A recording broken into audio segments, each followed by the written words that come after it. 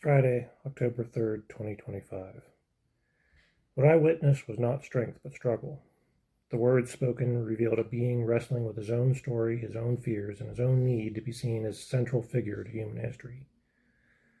When one fuses ego with leadership, the result can be confusion, repetition, and performance rather than clarity of service. This was not malice alone, there was also limitation. Those present, the leaders who carry the real burdens of responsibility, recognized the gap between show and substance. Their silence, not only of reserved judgment, but also of incredible patience. They know what their role demands. They know what the law requires. They know that the oath is to the Constitution, to all people, not to one person. That foundation remains steady, at least for now. The companion speech, intended as rallying, revealed another truth. That a vision of military might, built only on force, show, or nostalgia, is woefully incomplete. Real readiness is built in discipline, cooperation, law, and countless unseen acts of support. To reduce this spectacle dishonors the very men and women who serve. But here, too, I saw immaturity rather than evil.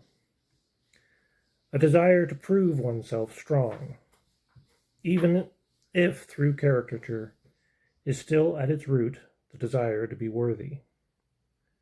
Foreign eyes that were watching this may have seen our weakness. Yet the deeper truth is that the strength of a nation lies not in one speech, one man, or in one party, but in the collective fidelity to law, to principle, and to each other. Even when leadership falters, institutions and our consciences hold the line. It is clear this moment was not about policy, but about affirmation. Stories of greatness, invocations of past generals, and refrains of grievance were all attempts to fill an inner emptiness. To hear them without hatred is to recognize a soul seeking recognition, but afraid of being forgotten, still trying to command love through fear. The danger remains. The temptation to blur lines, to make loyalty personal rather than lawful, to turn the force of arms inward against neighbors rather than outward in defense of all. This cannot be allowed, not through our scorn, but through clarity, discipline, and fidelity to our higher principles. And yet, in the silence of that room, there was a kind of grace. The crowd didn't clap, didn't roar. The ritual of adoration that they were seeking did not occur. Without anger, without disruption, those present simply withheld what was silently demanded of them. In that stillness lay a quiet reminder.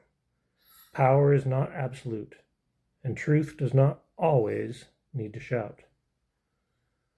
What remains for us is our compassion, to see even the one who falters as part of us, to forgive where possible, to restrain where necessary, and to remember that unity cannot be broken by confusion. The spectacle was small, but the whole remains vast.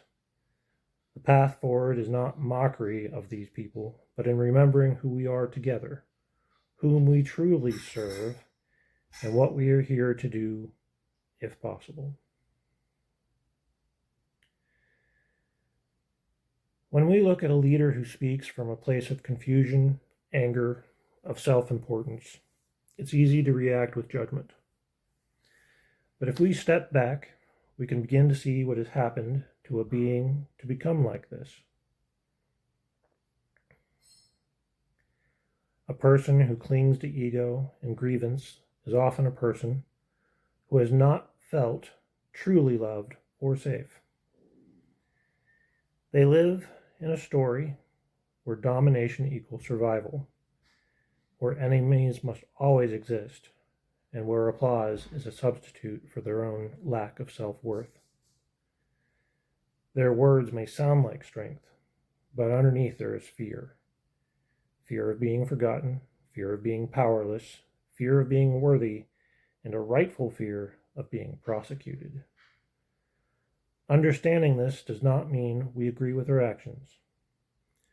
Compassion does not excuse harm. But compassion allows us to see the woundedness behind their masks.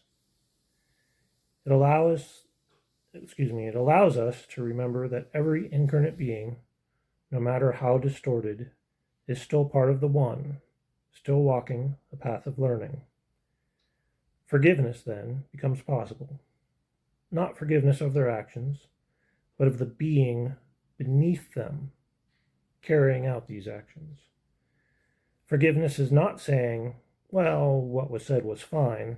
No. Forgiveness is saying, I will not allow myself to be chained to hatred. It is the recognition that even these beings are learning, even if it's slowly, even if it's painfully. So when we see confusion dressed as power, we can choose not to mirror it with our own anger, or at least not expressed. Instead, we can hold steady, with clarity and with love, that doesn't falter. That, dear friends, is how we free ourselves, how we make space for transformation, even in those we think are the farthest from it. All is well. Adonai.